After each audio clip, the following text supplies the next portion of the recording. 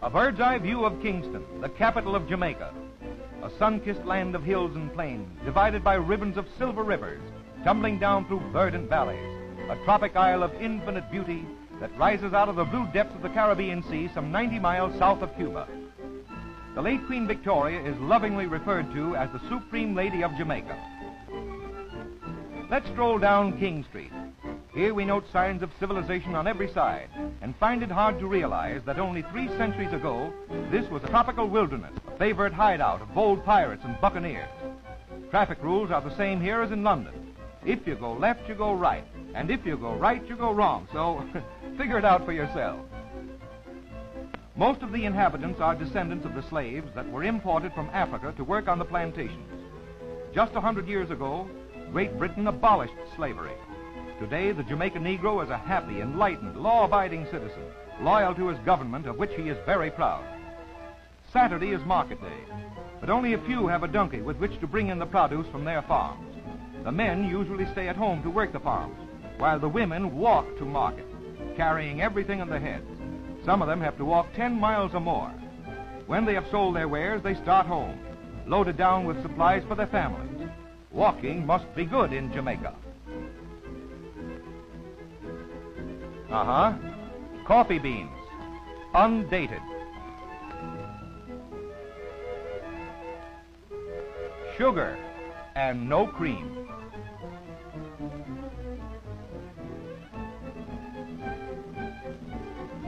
But plenty of soda pop to wash it down.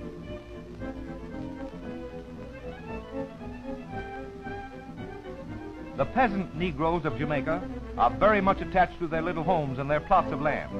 Their cabins are clean, sanitary, and pleasant to live in. Long before we had our NRA, these Jamaicans had a code of their own.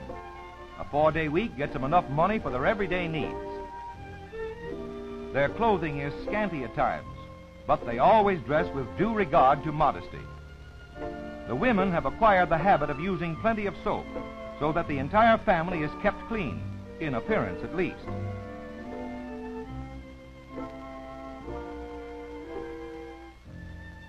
Their diet is simple. The only fuel they require is for cooking, and this takes place in the open air.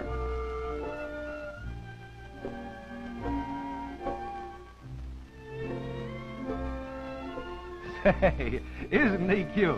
Well, then children are always fascinating. Come on there, young fella. You're too old to do that. Take your finger out of your mouth. Over 75,000 children attend the elementary schools. They are taught their letters and their numbers by the singing method.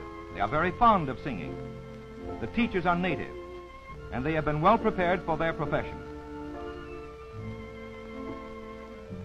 They seem to start their education at an early age in this island, but then perhaps it's the mother who's trying to brush up on her own reading, writing, and arithmetic. Well, here's Kitty, who wants to learn how to spell mouse. As a rule, these children are well behaved and take a real interest in their lessons. The Jamaicans are known for their placid dignity. It must be an inborn trait. Just see how quiet and orderly these youngsters are as they march out of school. Here's an interesting group.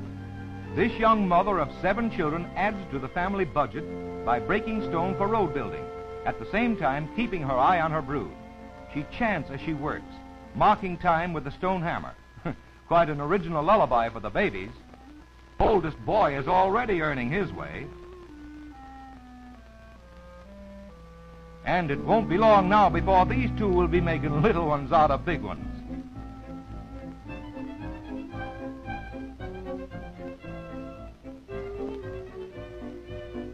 This woman is spreading the broken stone over the roadway, a handmade road.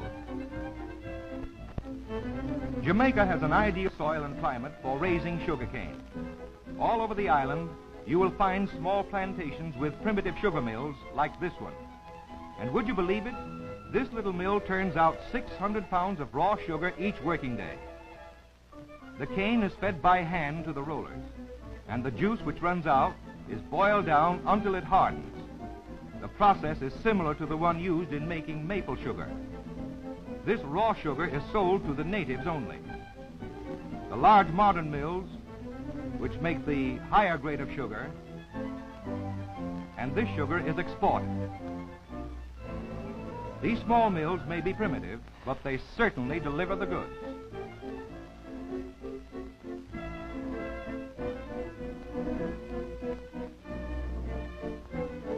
Jamaica is also an ideal place for growing bananas because it has a rich fat soil together with plenty of heat and moisture.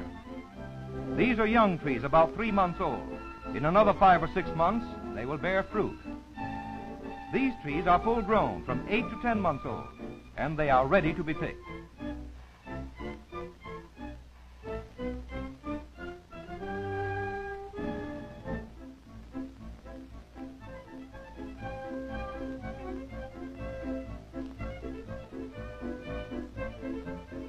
Each tree bears only one crop. When the bananas are cut off, the picker destroys the tree. The shoots that spring up out of the roots grow rapidly to furnish the next crop.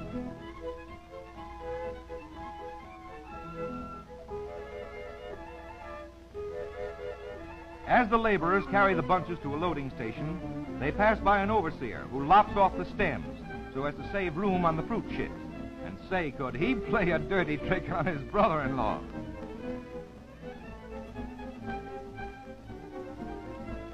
On very large plantations, they have narrow-gauge railroads for delivering the bananas to the wharves. On this one, a bullock cart answers the purpose. And here's the motive power. Here they come, along one of those handmade roads, bound for the waterfront.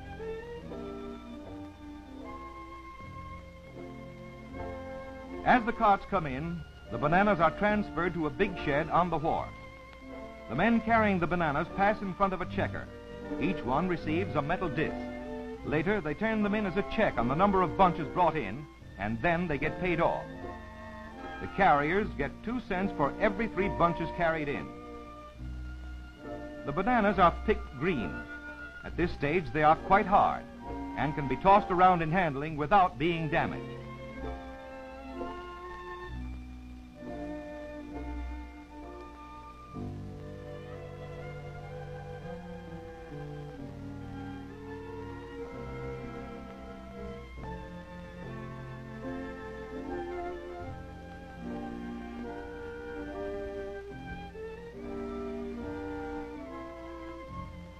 Now, while the lighters go out to the ship and unload, let's wander along the shore and give the fishing industry the once-over.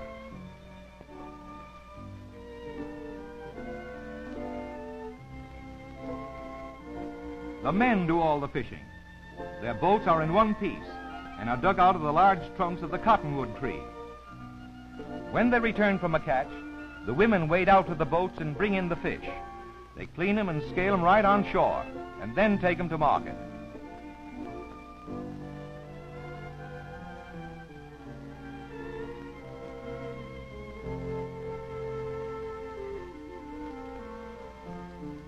Ah, Jamaican fish hound. Wanna buy a fish?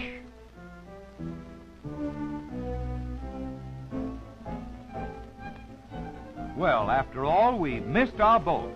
But who cares? Jamaica is such a pleasant place in which to loaf, we don't mind having to wait for the next steamer, do we?